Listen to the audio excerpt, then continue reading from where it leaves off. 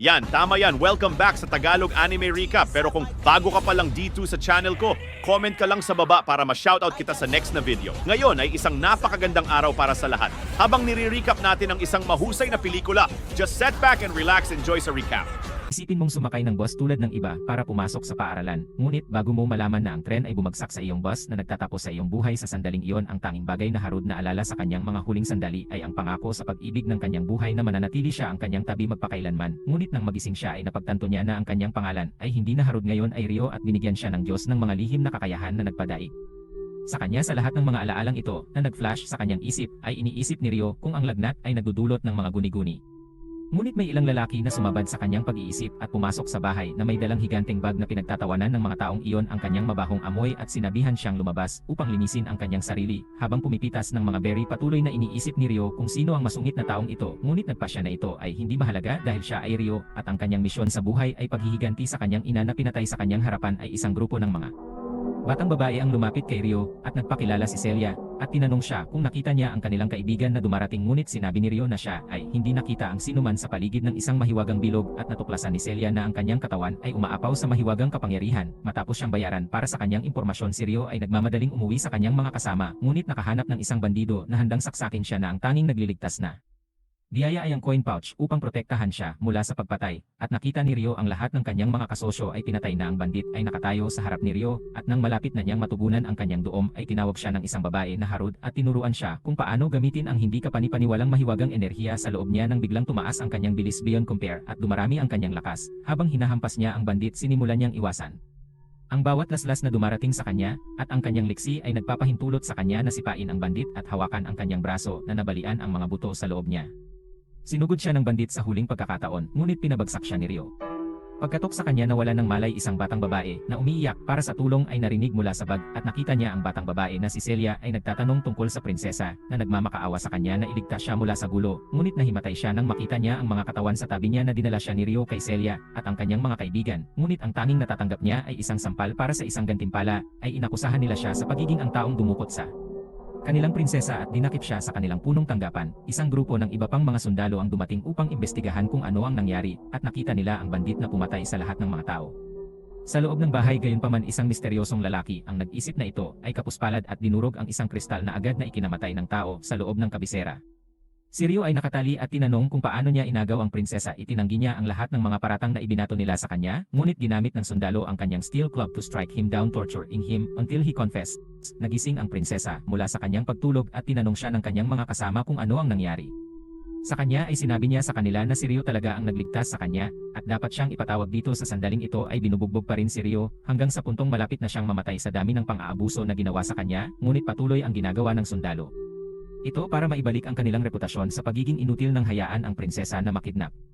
Ang tulong ng prinsesa ay nagtatanong sa kanya kung ano sa tingin niya ang ginagawa niya sa bata at ipinaalam sa kanya na siya ang nagligtas sa prinsesa. Pinabayaan nila siya, ngunit ang kanyang katawan bumagsak sa lahat ng buto na nabali nila at nagmadaling pagalingin si Celia. Matapos mawalan ng malay, nagising si Rio sa mukha ni Celia at humingi siya ng tawad sa lahat ng masamang nangyari sa kanya. Noong siya ay tinutulungan lamang ang prinsesa na ipinaalam niya kanya na siya ang nagligtas sa noong siya ay tinutulungan lamang ang prinsesa, ipinaalam niya sa kanya na ang hari ng bansa ay gustong makipagkita sa kanya pagkatapos na iligtas ang kanyang anak na babae, at pumayag siyang makipagkita sa kanya sa loob ng kastilyo. Pumunta siya upang makipagkita sa hari na nagpapakita sa buong maharlikang pamilya na siya nagmula sa paghingi ng pahintulot sa tatay ng prinsesa na isama siya sa isang petsa upang sabihin sa kanya na tinatawag din siyang tatay ng kanyang anak na babae. Ilang araw ang lumipas sa loob ng kaharian at handa na si Rio na pumasok sa paaralan kasama ang kanyang mga kapantay, ngunit ang kanyang pagtanggap sa kanyang unang araw ay hindi ang pinakamainit at binubuli sa klase ng isang brat na nanunuya sa paraan ng pagsasalita niya. Habang tumatagal ang araw ng pasukan, natuklasan ng kanyang mga kasamahan na hindi pa siya marunong magbasa at patuloy siyang pinagtatawanan, ngunit hindi madaling sumuko si Rio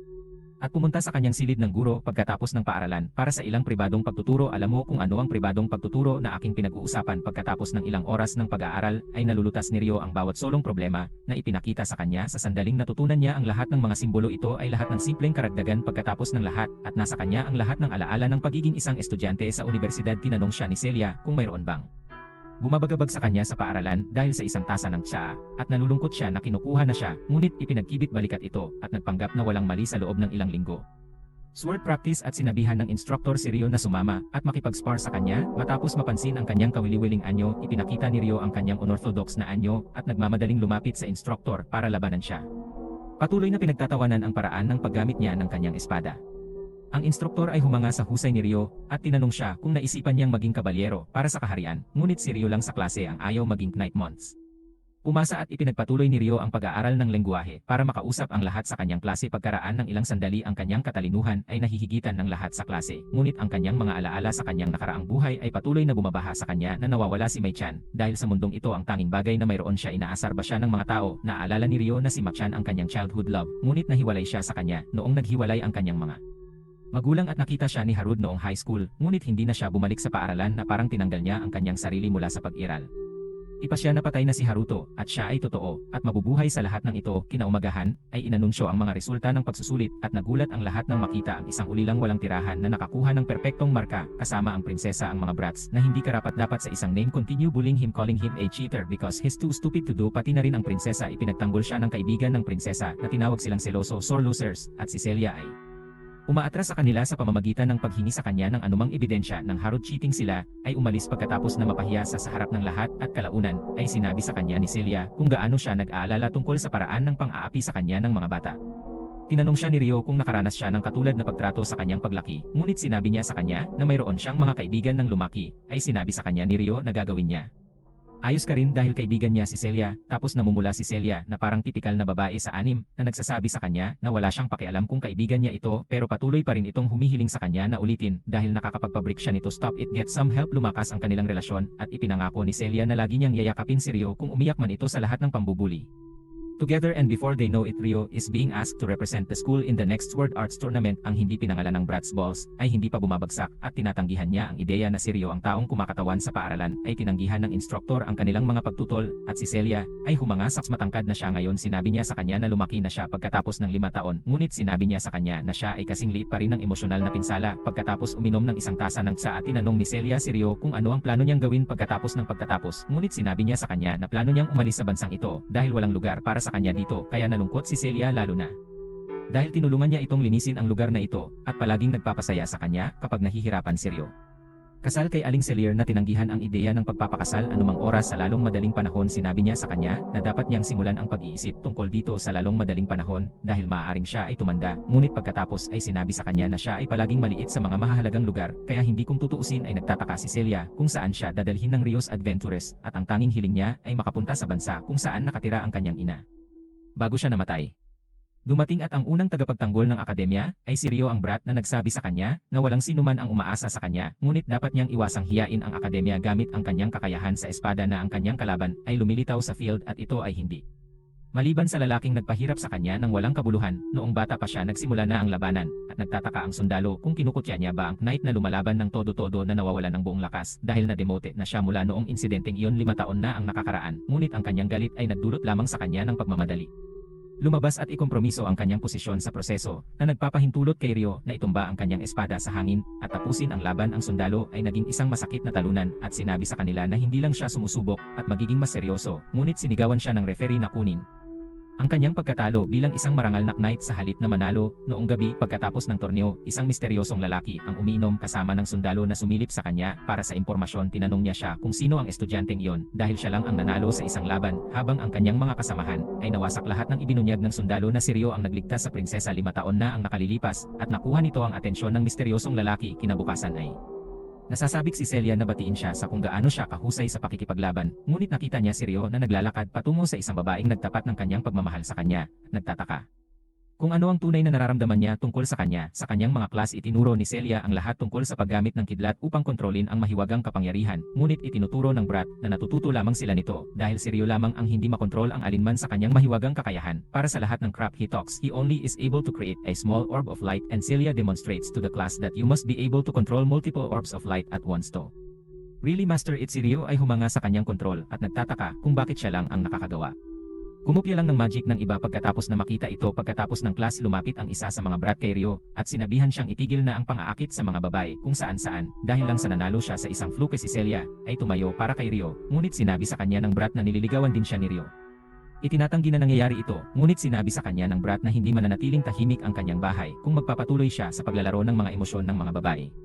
Nakita ito ni Prinsesa Flora, at nagalit na siya ay maling inaakusahan. Sinisisi niya ang kanyang sarili sa sanhi ng lahat ng mga problemang ito para sa kanya, at nagtataka kung paano siya makakaganti sa kanya sa pagliligtas sa kanya pagkalipas ng ilang linggo, at ipinakilala ng nakakainis na bata ang natitira sa kanyang klase sa kanilang operasyon sa klase na dapat nilang kumpletuhin para sa mataas na grado. Ipinahayag niya na nakakuha siya ng classified information mula sa mga matataas na kaklase, at ipinadala sa kanyang kaibigan si Rio ng lahat. Ang bagahe, dahil hindi siya marunong mag-magic, ay tinanggap ni Rio nang hindi tumututol, ngunit masama ang pakiramdam ni Flora para sa kanya, at tinanong siya kung maaari niya itong tulungang buhatin ito. Lumapit sa kanila para salakayin, pero ang mga estudyante ay walang gulo, at pinagtatawanan si Rio na siya lang ang walang nagawa, pero ang hindi nila alam ay si Rio lang ang nakakapansin.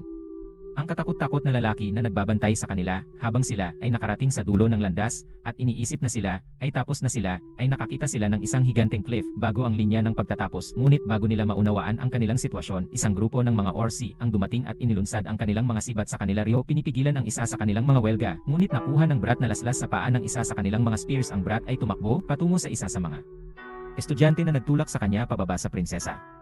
Biglang nahulog si Flora sa bangin, at si Rio ay sumugod sa kanya sa kanyang buong bilis na sumisid, at itinulak siya pabalik sa bangin upang iligtas kanyang buhay. Ang mga orsi ay patuloy na nakikipaglaban sa mga mag-aaral, ngunit sila ay nagsasama-sama upang alagaan ang kalaban sa kanilang paraan gamit ang kanilang mga mahiwagang kakayahan. Inalis nila ang unang pangkat sa kanila at nagdiwang, ngunit iniisip ni Rio kung makakasama niya sila dahil siya hindi nagkaroon ng anumang pinsala sa pagkahulog.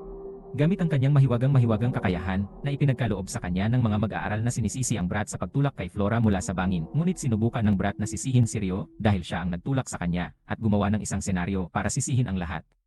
Sa kanya, ang iba pang mga estudyante ay naniniwala sa kanyang kwento, kahit na si Flora ay nagtatangkang manindigan para sa kanya. Ay napagtanto ni Rio na kahit ang kanyang mga hiling na makapagtapos sa akademi na ito ay hindi matutupad, at habang sinusubukan ni Flora na alisin si Rio sa anumang sisihin sa isang higanteng hayop, lumilipad sa itaas na humaharang sa kanila. Mula sa kanilang paglabas, lahat ng mga mag-aaral ay muling nagrupo at ginamit ang kanilang mahiwagang kakayahan, ngunit ang higanteng halimaw ay natumba ang lahat ng kanilang mga mahiwagang sandata, at umiiwas sa anuman sa kanilang mga pag-atak. Wala ni isa sa mga mag-aaral ang magkakaroon ng pagkakataon laban sa kanya, at habang sila ay tumatakbo palayo para maiwasan ang kanilang kamatayan, si Flora lang ang nananatiling bumalik upang pagalingin ang isa sa kanyang mga fallen na kapantay na nagmumula sa kanyang likuran, ang hayop na handang tapusin siya. Ngunit pumasok si Rio upang laslasan ang halimaw sa huling segundo gamit ang kanyang mahiwagang kakayahan na pinahusay niya ang kanyang bilis at agility na nagpapahintulot sa kanya na maglaslas patungo sa halimaw at dodge ang lahat ng mga pag-atake na darating sa kanyang paraan. Ang halimaw ay tumalon sa langit upang maghanda ng isang malakas na slash, ngunit Rio dodges ito. Ipinagpatuloy ang kanyang pag-atake upang pigilan ang halimaw mula Rio para sa lahat ng mga suntok na darating sa kanyang paraan. Ang iba pang mga mag-aaral ay pumunta upang matiyak na okay si Flora, ngunit si Rio ay lumayo sa sitwasyon upang maiwasan ang sinuman sa kanila na malaman na siya ay buhay pa. Ang katakot-takot na tao ay lumipad mula sa itaas na iniisip na ito ay isang kawili-wiling pag-unlad, at na hindi siya nakakita ng isang bata na gumagamit ng lihim na spirit arts. Noong gabing iyon ay pumunta si Celia upang makipagkita sa punong guro, ngunit narinig niya itong nakikipag-usap sa mga magulang ng brat. Na iintindihan ng punong guro na malamang na walang ginawang mali si Celia, ngunit nagpasya siyang sisihin ang lahat kay Rio upang iligtas ang royal ang reputasyon ng pamilya. Kahit na ito ay maling pag-aakusa sa kanya, sa gabi ay nag-aalala si Celia na hindi na niya makikita si Rio, ngunit siya ay kumatok sa kanyang pinto, at palihim na pumasok si Celia ay tumakbo patungo sa kanya at niyakap siya at sinabi sa kanya kung gaano siya nag-aalala tungkol sa kanya. Sinabi niya sa kanya ang tungkol sa maling akusasyon ang isinampa nila sa kanya, ngunit naiintindihan ni Rio na walang sino man ang aamin sa kanyang katotohanan dahil siya ay isang ulila lamang na walang tirahan. Nagpapasalamat siya kay Celia sa pagiging ang tanging tao na laging nandyan para sa kanya, at sinabi sa kanya na siya ay ang tanging tao na siya gustong magpaalam bago pumunta sa homeland ng kanyang mga magulang kahit hiwalay na sila. Sinabi sa kanya ni Rio na padadalhan niya ito ng mga sulat sa pangalan ni Harud at tumayo para umalis.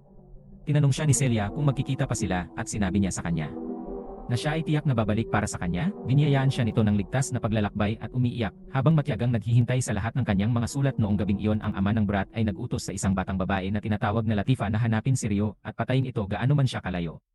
Maaaring si Rio ay sumugod sa bansa sa hindi kapani-paniwalang bilis at tumalon sa anumang halimaw na humarang sa kanyang daan. Pagkatapos ng 3 araw ng mahabang paglalakbay ay nakarating siya sa kaharian ng Galar, kung saan ang balita ng kanyang krimen ay hindi pa nakakarating sa isang misteryosong batang babae na naglalakad sa kanyang likuran. At pakiramdam niya ay may kakaiba sa bayang ito. Sa loob ng bayan, tinanong siya ng isang chef kung gusto niyang subukan ang alinman sa pasta na naimbento ni Lelot, at nagtataka si Rio kung paano napunta ang pasta mula sa kanyang mundo patungo sa isang ito na may parehong pangalan. Nagbabayad si Rio para sa isang mangkok para sa pagtikim ng ulam, habang iniisip kung ang taong ito ay mula sa parehong mundo ni Harud. Matapos tanungin ang tao kung saan siya makakabili ng higit pang pansit sa kanyang biyahe, itinuro siya ng lalaki sa punong tanggapan ng guild. Isang katulong ang lumapit sa kanya at nagpakilala bilang Lot at inaasikaso ang lahat ng kanyang mga pangangailangan sa buong araw na nagpadala ng liham si Rio kay Celia na nagsasabi sa kanya na hindi niya ito makakausap. Nang ilang sandali, dahil maglalakbay siya sa buong kagubatan, habang siya ay umalis mula sa lungsod, tinawag ng blonde na babae si Lot na Lelot, ngunit sinabi ni Lot na ilihim ang kanyang tunay na pagkatao. Nagpatuloy si Rio sa pagtakbo sa kagubatan hanggang sa makita niya ang isang bata na nakahiga sa gitna. Yumuko siya para masiguradong okay siya, ngunit lumingon ito sa kanya at naghagis ng lason. Halos mawala ng malay si Fang patungo sa kanya bago niya na-neutralize ang lason na sinugod siya ng pusang babae sa napakabilis na bilis at bahagya niyang naiwasan ang mga hampas nito, habang pinapagana ang kanyang pisikal na pagpapahusay na dumarami ang bilis nito, habang binibiro rin niya ang kanyang pisikal na kakayahan, at naglulunsad ito patungo sa kanya gamit ang kanyang punyal. Ngunit ipinagpatuloy niya ang pag-iwas sa kanya, at pag-iwas sa kanya, hinubad niya ang kanyang espada at ginamit ang kanyang superior martial arts to knock her down in her place, face holding his knife to her neck. But she started crying and tell him that she doesn't want to die. Ang babae ay nagsimulang umiyak para sa kanyang ina, at siya ay nawala ng malay gamit ang kanyang spirit arts matapos siyang itali.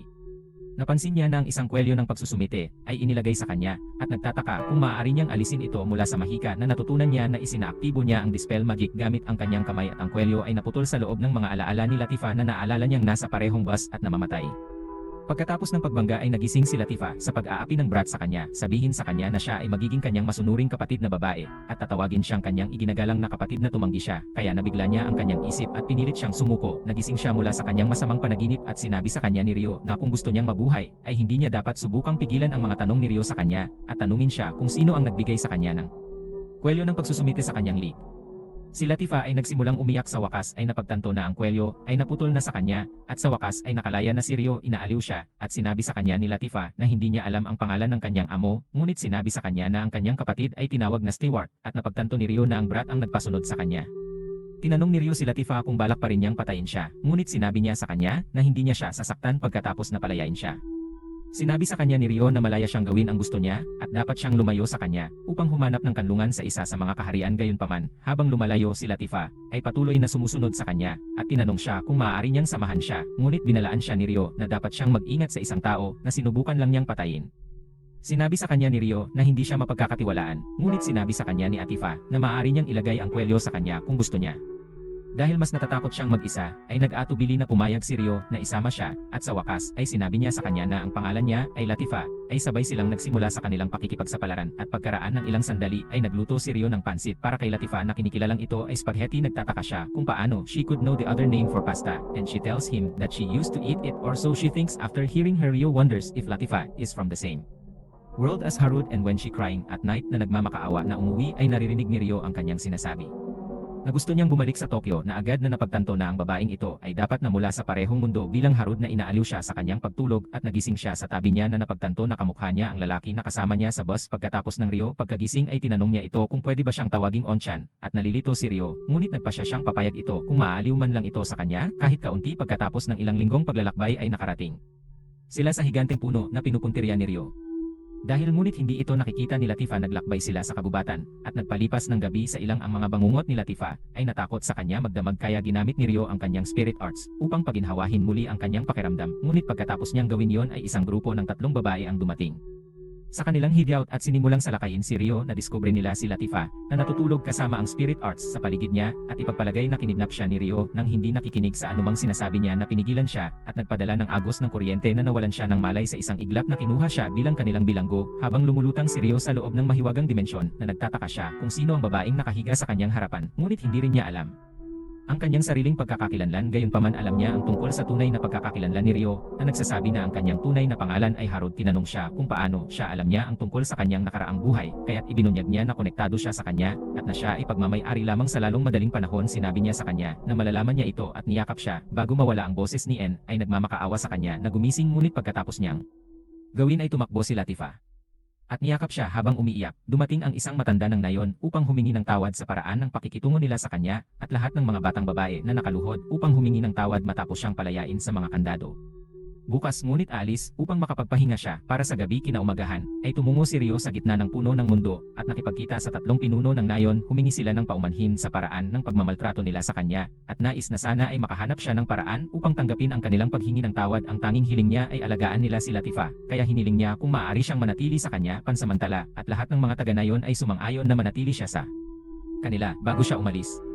World 3 pagkatapos makalapit ay napansin niya ang espiritong naninirahan sa loob niya at nagtataka kung hindi ba siya nakakagamit ng magic dahil ang mga spirits ay may posibilidad na sipsipin ang lahat ng magic ability mula sa isang tao na napagtanto ni Rio na palagi siyang hindi nakakagamit ng magic. Dahil doon, kaya hinawakan ng babaeng dress ang kanyang mukha at sinubukang imbestigahan ang espiritu sa loob niya. Sinabi niya na mayroon itong hindi kapani-paniwalang dami ng likido ng katawan sa loob at nais niyang matikman ito, ngunit tumalikod kapag napagtanto niyang may hugis tao na espiritu na natutulog sa loob niya. Sila ang mga pinakabihirang uri ng espiritu na umiiral at muling isasaalang-alang ng mga matatanda kung dapat ba nilang simulan ang pagtrato sa kanya na parang isang santo na isa sa pinakamataas na titulong ipinagkaloob sa isang tao.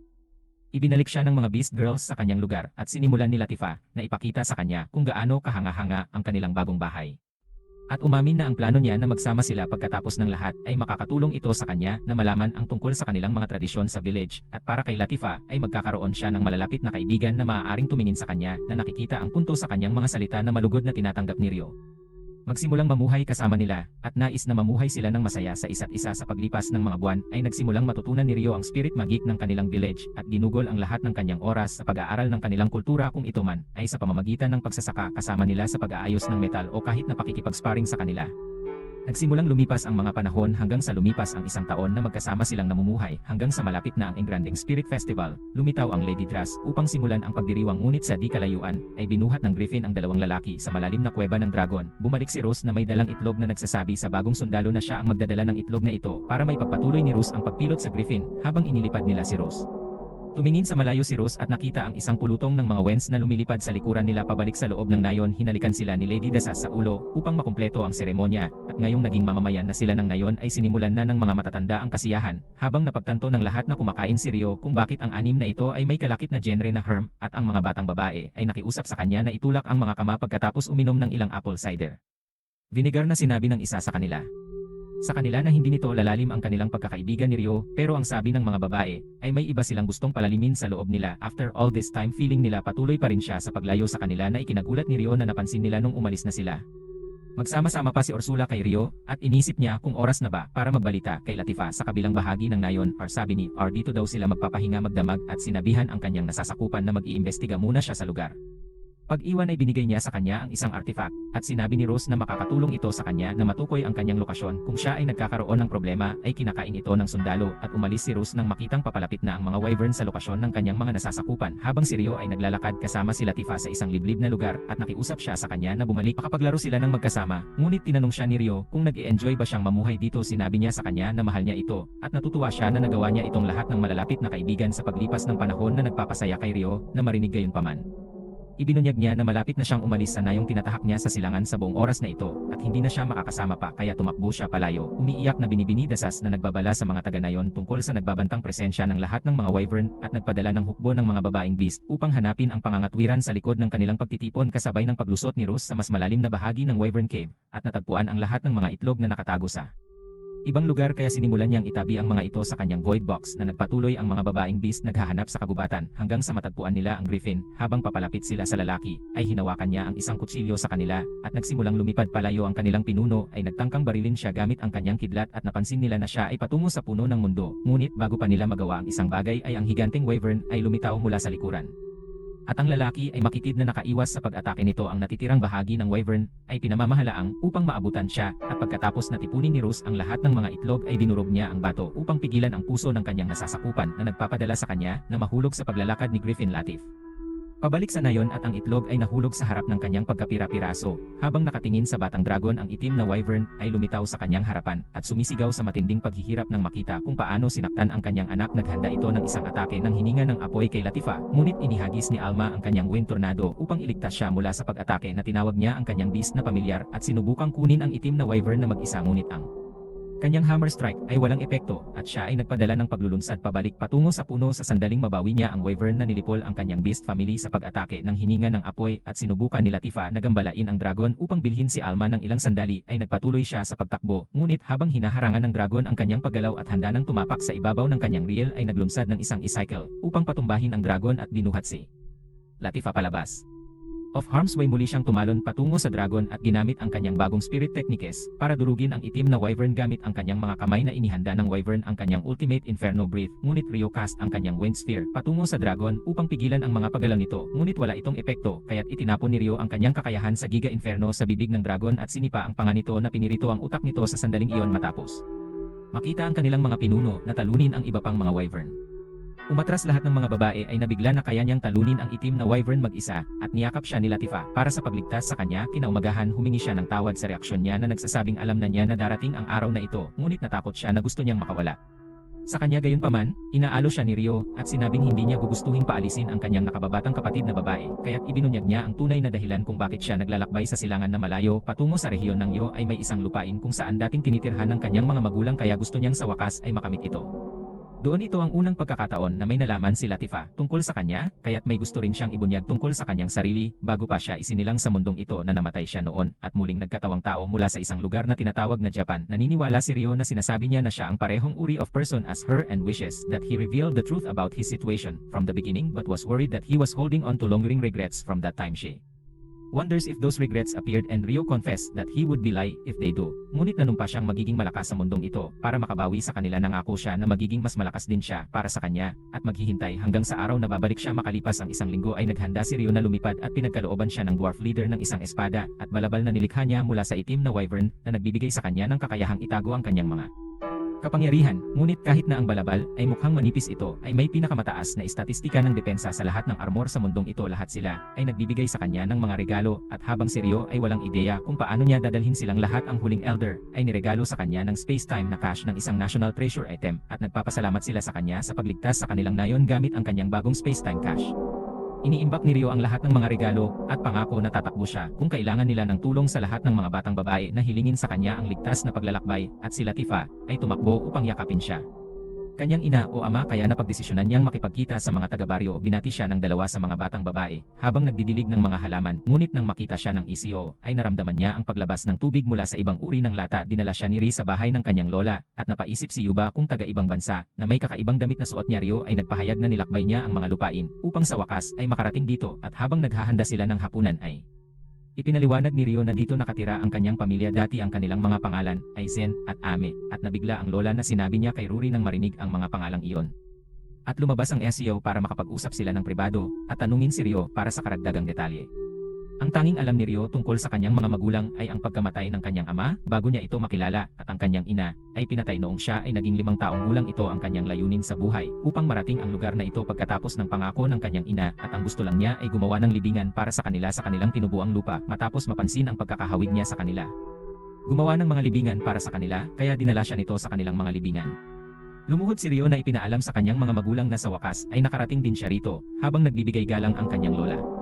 Ang isa na ilantad ang katotohanan tungkol sa kanila. Gayunpaman kung handa siyang manatili dito kasama niya ay maaari niyang malaman ang higit pa tungkol sa kanila. Ang tanging kamag-anak niya ngayon ay si Rory na nagkataong pinsan ni Ryo at sa Alabama. Alam mo kung ano ang ibig sabihin nito ay umalis siya at sinabi sa kanya na tamasahin ang kanyang kapayapaan dito. Kinaumagahan ay gumising ng maaga si Ryo upang magsimulang tumulong ngunit ang pag-unlad ng plot ng Alabama ay nagsimula ng mas maaga kaysa sa inaasahan. Habang nagluluto, ay ginamit ni Ryo ang kanyang mga kamay upang bumukas ang mga pintuan ng baha ni Rory at pumasok sa kanila ang kanyang kapatid na si Ishin.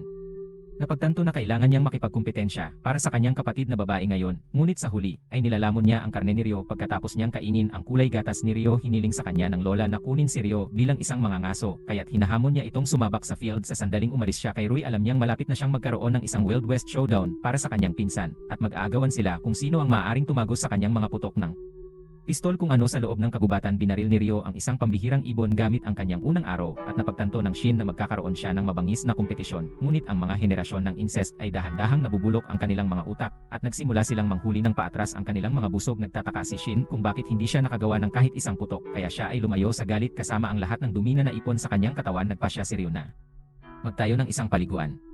Sa tabi mismo ng kanilang bahay, gamit ang kanyang spirit arts, ngunit ang mga babae, magsimulang umihi sa kanya, habang lumilipas ang mga linggo, dahan-dahang naging tipikal na residente ng nayon si Rio, at sa wakas ay dumating na ang araw ng pag-aani. Isang grupo ng mga lalaki ang nagsimulang sumigaw para humingi ng tulong, at sa kabilang banda ng nayon ay inisip ng tatlong nagbabantang lalaki na si Rory at SEO ay naging maganda.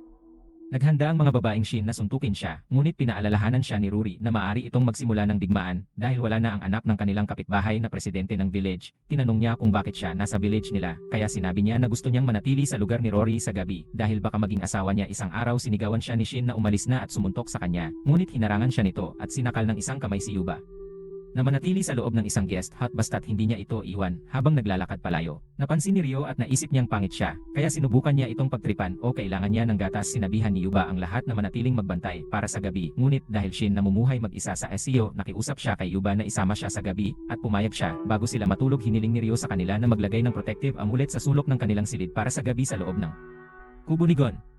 Sinira ni Rio ang kanyang sariling kariton at sinabi sa kanila na masisiyahan sila sa kanilang munting pagbisita bukas ng sunset. Kinabukasan, ay sinasanay ni Rio ang kanyang gigatsyad na katawan at sinabi sa mga babae na naririnig niya ang kanilang mga pintuan ng baha mula sa 1 milya ang layo. Nagtataka sila kung bakit siya naging walang humpay ang pagsasanay, ngunit sa tingin ni Rio ay medyo nakakahiya. Habang inaalala ang pangako niya sa akin, ang layunin niya ay balang araw ay maging sapat na lakas para protektahan ang babaeng inalagaan niya, ngunit nag-aalala na baka may kasama siyang iba. Sa puntong ito ay narinig ni SEO ang mga salitang iyon at lumaki ang kalungkutan. Sa loob ng kanyang puso sa gabi ay isang lalaki ang pumasok sa SEO at sa kwarto ni Rory, ngunit ang anting-anting ay nag-activate, ay sinimulan niyang isara ang bibig ni Rory at nang si SEO ay sumigaw na para humingi ng tulong ay nagbanta siyang sasaktan ang kanyang kaibigan, ngunit ang kanyang laki ay binugbog at nakita niyang nawala sa ibabaw ng pinapaalala ni Rory sa kanya ang paraan ng pagpatay sa kanyang ina. Lalong lumaki ang galit ni Rio at habang lumalayo ay tumakbo siya patungo sa kanya. Binaligtad siya ni Rio sa isang hampas na inilunsad siya sa labas, tinapakan niya ang kanyang lig at sinimulan siyang suntukin sa mukha ng paulit-ulit na nagmamakaawa sa kanya. Ang mga babae na tumigil at ang iba pang mga lalaki sa nayon ay dumating upang pigilan siya bago niya wakasan ang buhay ni Gon. Napagtanto ni Yubis na sasalakainigan ang mga babae at si Rio ay umalis na parang alpha. Ito ang pangalawang pagkakataon na gusto niyang wakasan ang isang tao at ang namumuong paghihiganti ay nag-aalab sa loob ng siya sa buong oras na ito, ngunit nang hindi niya napapansin na hinila siya patungo sa pagkakakilanlan ni Haruto, ay humina ang kanyang pasya, ngunit ang pagpupursige na ito para sa paghihiganti ay nagparamdam sa kanya na hindi siya magiging iba sa lalaking tumapos sa kanyang ina. Kinaumagahan Lord na isang mensahero mula sa kanya. Ang kaharian ay lumitaw upang mangolekta ng mga buwis at ihatid na punta sa bilangguan.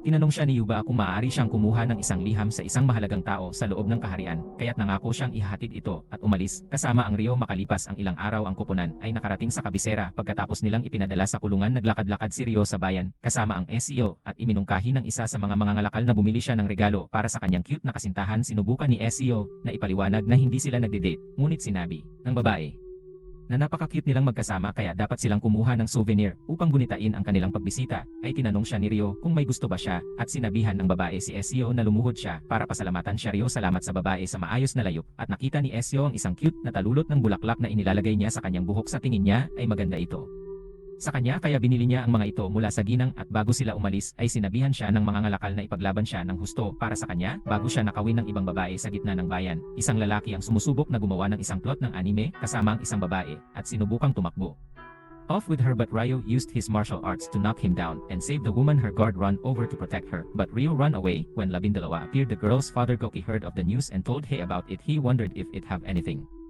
ang gagawin sa liham na ipinadala ni Yuba para sa kanya, at pagkakita sa mga salita sa loob ay nabigla siya habang nanginginig ang kanyang mga kamay na inisip niya kung may nakilala siyang lalaki na tinatawag na Rio. Habang naglalakad pa uwi ay binati ng lalaki si Rio at tinanong siya ng sandali ng kanyang oras sa loob ng kanilang bahay. Bahay nila ipinahayag na kilala nila ang kanyang ina, ang dating prinsesa ng bansang ito. 20 taon na ang nakakaraan ang kanilang kaharian ay nasa digmaan at ang kanyang ama ay ang pinakadakilang sundalo na nag-utos sa Allied Forces. Nang makita ang kanyang talento na ipinagkatiwala sa kanya ng hari ang proteksyon ng kanyang anak na babae. At hindi nagtagal ay ipinakita niya sa kanya ang kanyang maalamat na Excalibur, ngunit hindi tumagal ang kanilang kapayapaan, at nang magsimula ang usapang pangkapayapaan, ay hiniling ng kalabang kaharian na patayin ang ama ni Rio at ang kanyang ina ay mapangasawa ng kanilang prinsipe. Ang mga kasuklam-suklam na pangyayari na ito ang dahilan kung bakit tumakas ang kanyang mga magulang. At walang nagawa ang hari kundi panoorin ang pagtakas ng kanyang anak. Ang kanilang home Goki ay nakiusap kay Rio na makipagkita sa hari at reyna ng bansang ito. Ang kanyang mga lolo't lola mula sa panig ng kanyang ina ay pinag-isipan ito ni Rio at pumayag. Kinaumagahan ang hari at reyna ay nabigla na sa wakas ay nakilala ang kanilang apo at naisip na ito ay kamukha ng kanyang ina na si Rio.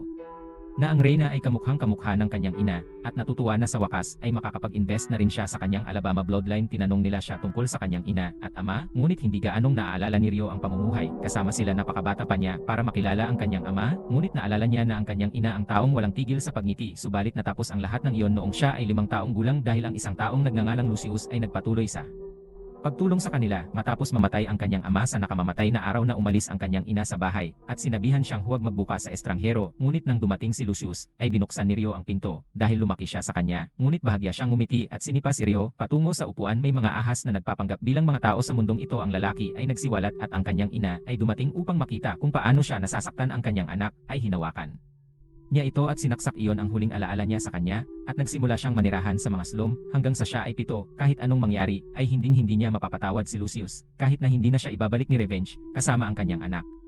Ipinangako niyang wawakasan ang lalaking naiintindihan ng kanyang lolo ang kanyang pasya, ngunit nais niyang sanayin siya sandali sa ilalim ng guki. Siya ang pinakamalakas na mandirigma sa buong bansa, at umaasa na ito ay maghahanda sa kanya para sa pakikipaglaban nila ni Lucius sa loob ng manor upang makipagsapalaran laban sa isa't isa, at si Rio ay tumalon patungo sa kanyang kalaban upang hampasin si Gouki ay umiiwas sa huling sandali at sila ay nag-atake laban sa isa't isa. Wala ni isa man sa mga welga ni Gouki ang makatusok sa kanyang mga depensa, kaya siya ay naghanda ng isang mahiwagang pag-atake ng enerhiya. Ito ang kanyang sikretong pamaraan, ang First Blade Air Slash, at ipinagtanggol ito ni Rio gamit ang kanyang water magic na nagbubulag sa kanyang kalaban para sumugod at tapusin ang laban. Ng hari ay humanga at naisip na hindi na kailangan ang pagsasanay, ngunit pinasalamatan sila ni Rio sa kanilang pagsasaalang-alang at umaasa na balang araw ay magpakilala sila sa kanyang pinsan. Ay bumalik silang lahat sa kanilang nayon, ngunit nang magtaka si Rory kung saan nagpunta si Rio, ay tumuro ang punto sa puntod ng kanyang pamilya upang patuloy na mabuhay. Si Rio ay hindi na siya makakatakas, kaya't nangako siyang tatanggapin ang pangit sa loob niya upang protektahan ang mga taong pinapahalagahan niya. Habang nagsimulang magbago ang mga panahon, na unawaan ni Rio na kailangan niyang umalis sa nayon sa lalong madaling panahon, ngunit hindi niya alam kung paano magbalita kay Sayo, kaya pagdating ng tagsibol ay nilapitan siya ni Rio habang siya ay nagtatanim ng palay at itinuwid ang kanyang pamamaraan na nagsasabing nais niyang siya na ang magsusubaybay sa lahat. Habang wala siya sa mga salitang iyon ay nabigla siya at nagtataka siya kung ano ang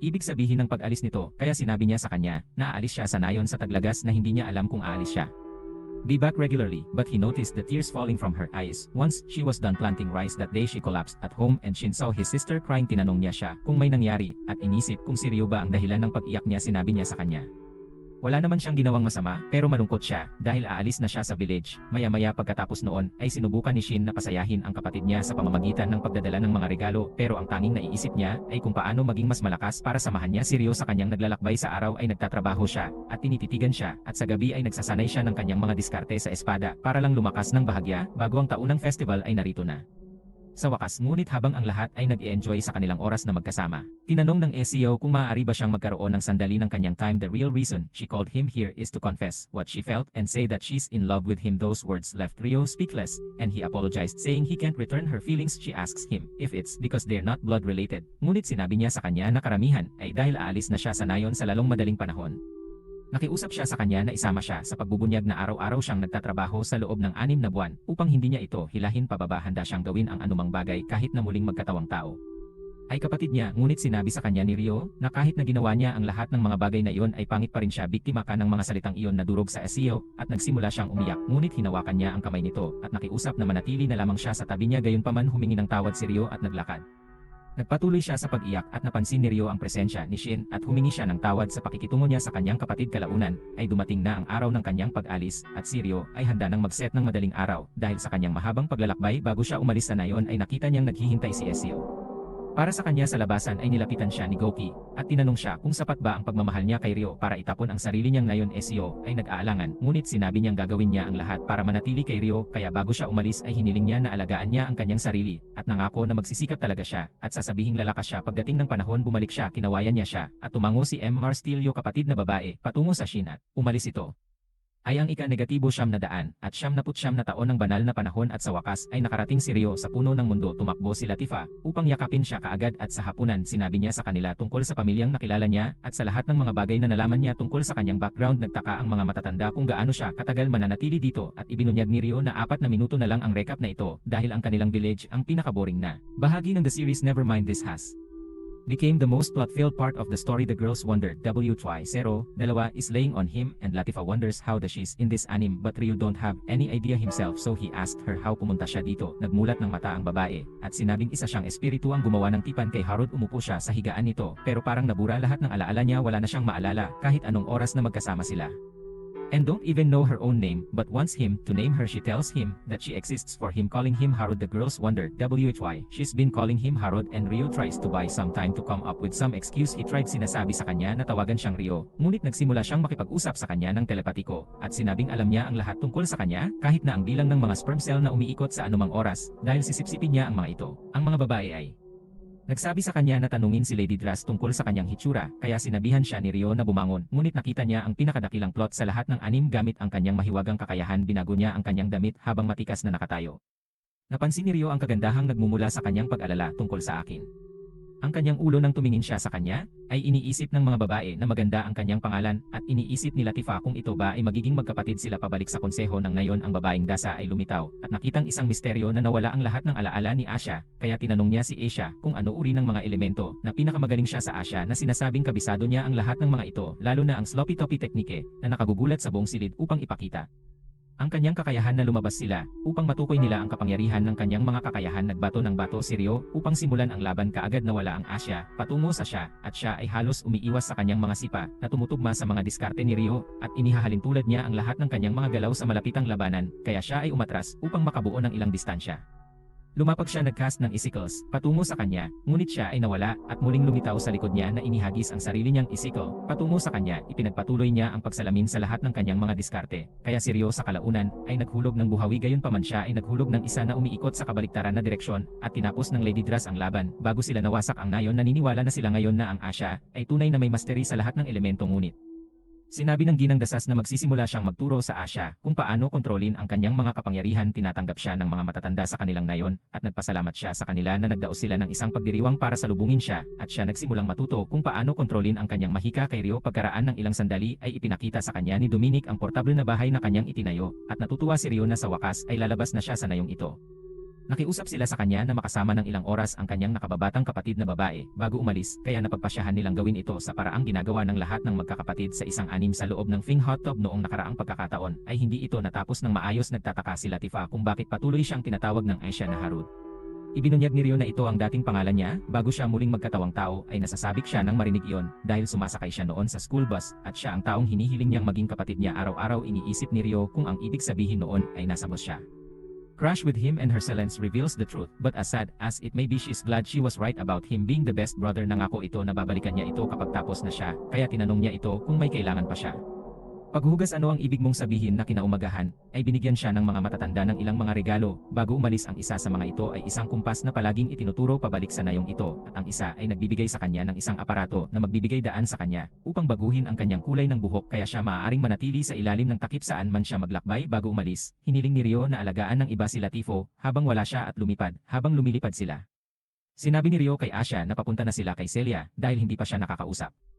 Kasama niya sa loob ng kabisera, nakatitig si Celia sa liham na iniwan ni Ryo para sa kanya, at nais niyang makausap siya muli, ngunit sa wakas ay natagpuan na siya ni Charles, at tinanong siya kung naghahanda na ba siya para sa gabi, kung kailan sila sa wakas ay magiging united sa taon.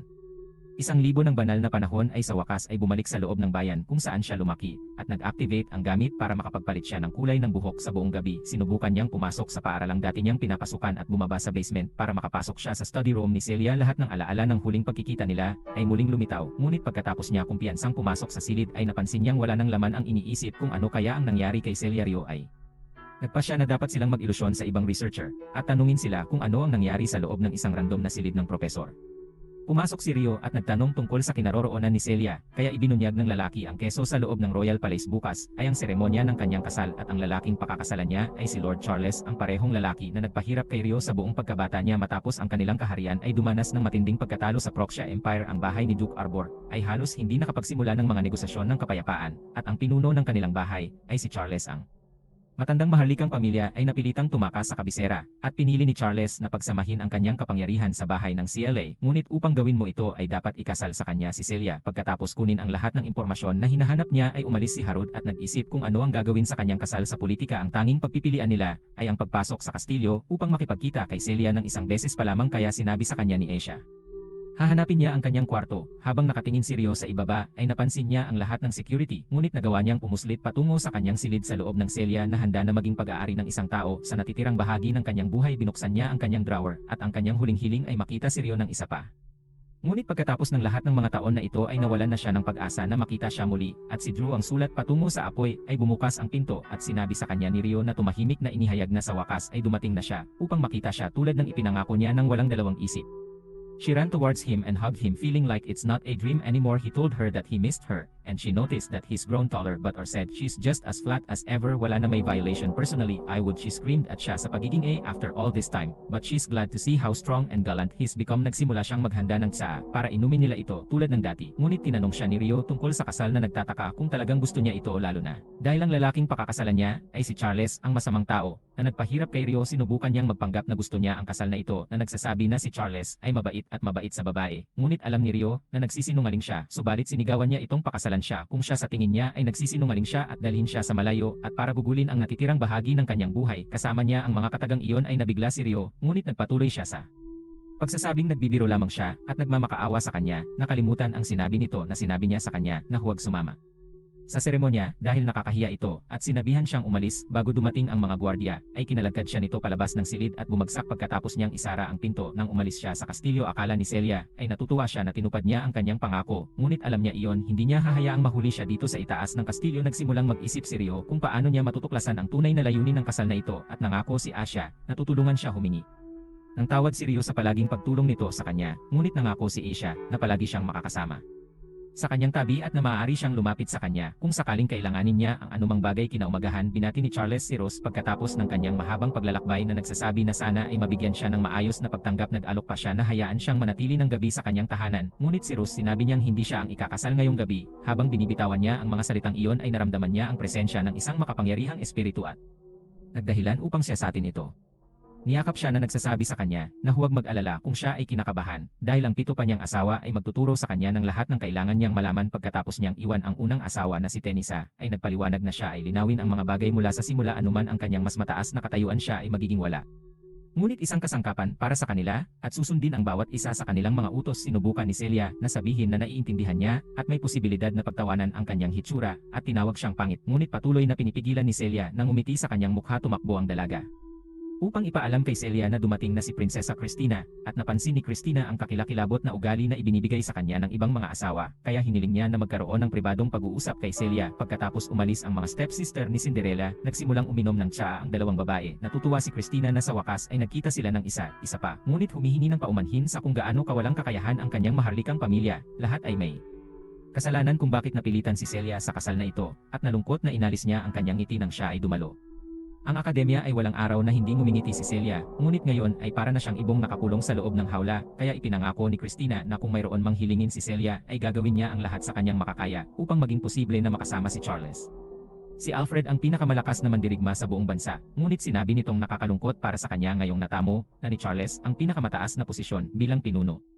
Kagalakan habang nagsimula ang parada, ngunit may isang tao na hindi ngumiti, at ito ay si Celia. Charles ang humawak sa kanyang kamay na nagsasabing hindi na siya makapaghintay hanggang sa lumalim ang kanilang relasyon ngayong gabi. Bahagi lahat ito ng kanyang plano na isang araw ay pamahalaan ang kaharian. Habang nagmamaneho sila sa Asia, ay napansin na kalmado si Rio kahit na naghahanda ng harapin ang isang buong bansa, ngunit sinabi niya sa kanya na siya lang ang nagligtas sa kanyang mga nerbiyos mula sa pagbagsak ng karwahe ni Celia. Sa wakas ay lumapit sa kanila at umalis si Asia upang makipag-usap kay Celia gamit ang kanyang telepathy na sinabi niya Celia to remain calm and revealed that she's Ryo's spirit and that he's watching her among the crowd. Seeing his face made her smile, but the tears she's fighting finally came out. Siya ang taong ayaw niyang makita ito, pero nagpanik si Charles at nagtaka kung bakit siya nagsimulang umiyak. Sinabi niya sa kanya na napakaraming damdamin ang lumundag ng sabay-sabay at na napuno siya ng kagalakan tungkol sa kanilang kasal na naging isang katotohanan. Habang siya ay tumingin sa bumalik, Rio ay nawala at wala sa kanyang mga komunikasyon ang nakarating sa Asia. Naisip niya kung ang lahat ng ito ay isang pantasya, na ito ang magiging bagong buhay niya at magiging manika na siya magpakailanman. Ngunit habang inabot niya ang kamay nito ay tumakbo si Rio sa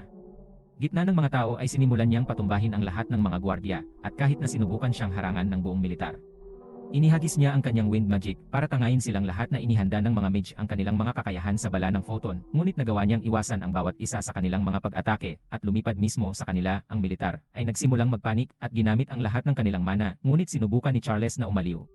Sinabi ni Celia na sila ang pinakamalakas na opisyal sa buong bansa, ay ipinagpatuloy niya ang pagsuka habang pinapalakpak ni Rio ang bawat isa sa kanilang mga pisngi at tumakbo pasulong upang maghatid ng isang mapangwasak na suntok sa bituka ni Charles na sa wakas ay nakasama niya muli si Celia, kaya ang una niyang ginawa ay humawak ng kutsilyo sa kanyang lig habang ang lahat ay nakafreeze sa kinatatayuan niya. Nagsimula siyang makipag-telepathically communicating kay Celia na nagsasabi sa kanya na bahagi ito ng kanyang plano. Nagsimulang magpumiglas si Charles, ngunit sinabihan siya ni Rio na tumahimik bago niya durugin ang kanyang gulugod sa harap ng lahat ng nangako rito. Celia na lahat ng ito ay gawa ang tanging dahilan kung bakit niya ipinaglalaban ang buong kaharian ay dahil gusto niyang tanungin siya sa huling pagkakataon kung ang kasal na ito ay ang kalooban niya. Through her will he realized that she was probably threatened into this marriage and promised that if she wished for it tatapusin niya ang kasalang ito. Sa ngayon tinawag niya itong control freak pero sinabi niya sa kanya na dominant siya sa 50 shades of grey. To him she means the entire world and can't stand lose what's important for him because he would regret it for the rest of his life. Na naranasan na niya ito dati at alam niyang hindi na niya maibabalik ang ano. Siya ay nawala may oras pa para magbago siya dahil ang hinaharap na nakikita niya para sa kanya ay magiging isang puno ng paghihirap sa ilalim ng isang makasariling email. Tinanong niya siya muli kung ang kasal na ito ay nagpasaya sa kanya at sinabi niya na ang kanyang sariling damdamin ay maaaring magdulot ng mga problema para sa iba kaya hindi niya alam kung tama pa rin ba. Natutuparin niya ang hiling nito hanggat hindi siya sumusuko. Tinanong niya ito kung ano ang gagawin niya kung ayaw niyang magpakasal kaya ipinahayag ni Rio na kukunin siya at tatakas sa kaharian na ito. Lumilitaw na parang kinidnap siya nito upang hindi na managot ang kanyang pamilya at magiging mapayapa ang lahat, subalit nag-aalala siyang mahuli siya ng mga ito. Ngunit nangako si Rio na tutuparin niya ang kanyang hiling at sinabing siya ang magtuturo sa kanya ng anatomy. Ngayong gabi pagkatapos niyang marinig ang mga salitang iyon ay ipinagtapat ni Celia na gusto niyang ilayo siya nito. Ang mga salitang iyon ang lahat ng gustong marinig ni Rio at isigaw sa buong bansa na dukutin niya ang nobya ni Charles para ipahiya ito. Niyakap niya ng mahigpit si Celia at tumalon sa langit. Ang kanyang ama ay nag-aalala para sa kanya ngunit sinubukan niyang ngumiti upang ipaalam sa kanya na siya ay magiging maayos. Inutusan ni Charles ang mga tropa na sundan siya, ngunit si Alfred ay dumating mula sa likuran upang pigilan ang mga ito sa pagsira ng porma, ngunit hindi nila pinakinggan ang kanyang mga salita mula noong hindi siya ang namamahala at napalundag ni Rio sa kanilang lahat ng maluwag na sinabi ni Alfred na siya ay nahulog para sa kanyang bitag at tinawag siyang tulala dahil sa hindi niya hulaan na mula sa simula ay inilunsad ng mga mage ang mga bala ng photon patungo sa kanya, ngunit hinarangan ni Rio ang bawat isa sa mga pag-atake gamit ang kanyang hangin. Napansin ni Arts Rios na siya rin ang taong ginamit Spirits Arts. Ilang taon na ang nakalilipas, kaya nagpasya siyang maglunsad ng isang malakas na suntok sa kanya, ngunit hinarangan ito ni Rio nang madali nang tumira ang alikabok. Nagsimula siyang tumakbo at sinubukan ni Griffins na bumubuntot sa kanya. Si Charles ay nagsimulang sumigaw sa army, ngunit sinabi ni Alfred na siya ang mamumuno sa militar para masigurado na hindi aalis ang kidnapper. Sumigaw si Charles na kasalanan ni Alfred ang pagpapaalis sa lalaki, pero tinanong siya ni Alfred kung may connection ba siya sa kidnapper ni Celia. Naisip ni Charles na maaaring may galit sa kanya, kaya sinabi ni Alfred na sila ay pinakipot ang suspect sa bawat mamamayan sa bansang ito. Napalakpak si Charles at sinigawan si Alfred na asikasuhin ang isyong ito. Nais na ni Rios na masangkot siya sa kawili-wiling pagliko ng mga kaganapan, ngunit sa pag-iingat ng lahat ay magiging kahina-hinala kung nagawa niyang makawala.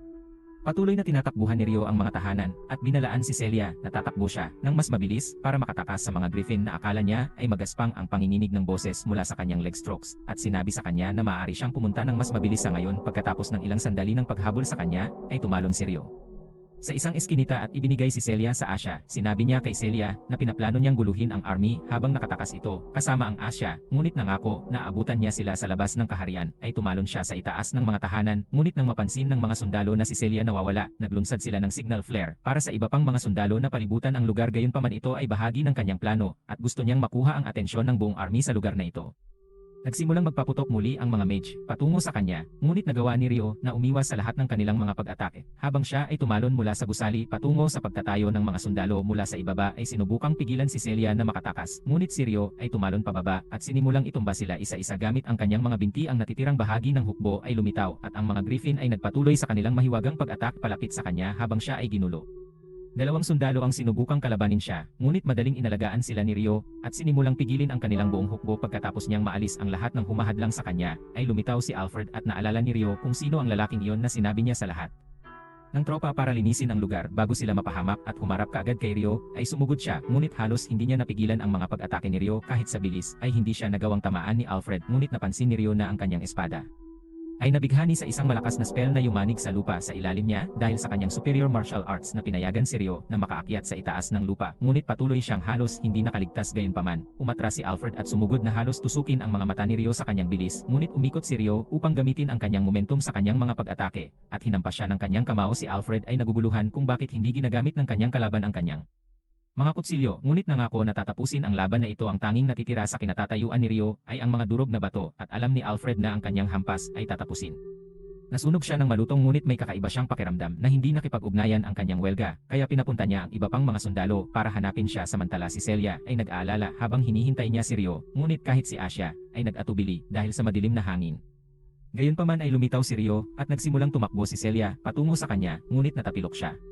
Sinabi ni Rio na ang kanyang pagkahulog ay magkakaroon ng higit na unan kung lumaki siya sa mga mahahalagang lugar. Kahit na inihaw siya nito, natutuwa siya na sa wakas ay mabubuhay na ito na nakatalaga sa kanyang sariling kalooban. Ngunit pagkatapos niyang ilabas ang mga salitang iyon ay nagsimulang bumubulwak ang mga mahiwagang sinag patungo sa langit mula sa bawat bahagi ng mundo. Naramdaman ng Asia ang isang bahagi ng kanyang pagbabalik at nakiusap kay Rio na pumunta at tulungan ang mga taong naghihintay doon. Ay isang grupo ng 3 ang dumaong sa mundong ito at napansin na ang kanilang walang serbisyo ang mga cellphone. Isang higanteng tug ang lumitaw mula sa kanilang likuran at dinala nila ito sa loob ng kanilang karwahe upang ibenta ang mga ito. Nang dumating ang mga alipin na si Rio sa eksena at tinanong ang isa sa mga mangangalakal kung nakakita ba siya ng katulad na aparato sa isang lugar. Ngunit pagkatapos niyang sabihin, hindi niya narinig si Rio na sumisigaw ang mga babae ng Japanese sa loob ng karwahe. Nakiusap sila sa kanya, natulungan sila, kaya ni-neutralize ni Rio ang bawat isa sa mga lalaking humaharang sa kanya, at pinalabas ang mga babae na ang huli ay na-stuck sa ibang carriage, kaya nasira si Rio. Ang kandado ang isang taong lumingon sa kanya, ay ang parehong taong pinangako niya sa akin. Yon ang babaeng inialay niya ang buong buhay niya sa pagkikita